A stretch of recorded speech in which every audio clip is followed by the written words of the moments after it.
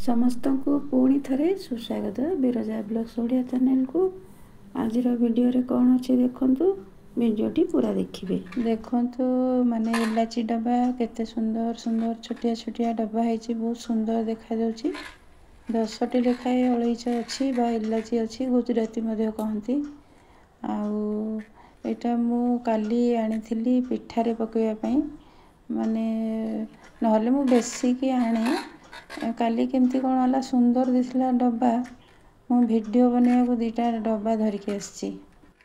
मोर ये वीडियो बनवार कारण हूँ कौन कि माने ये जो कंपनी ये डब्बार कॉस्ट भी मिसेकी नहीं जाउछंती अलैच सहित।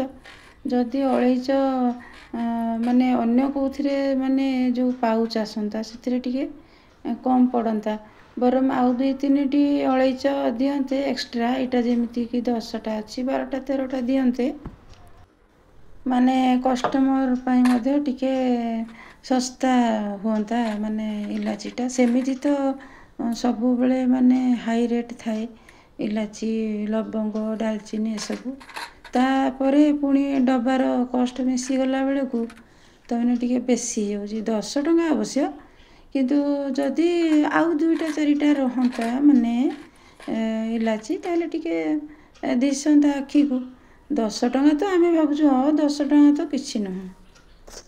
देखु गत कालीर काकरा पिठा आ गुरुवार जो थिला बनई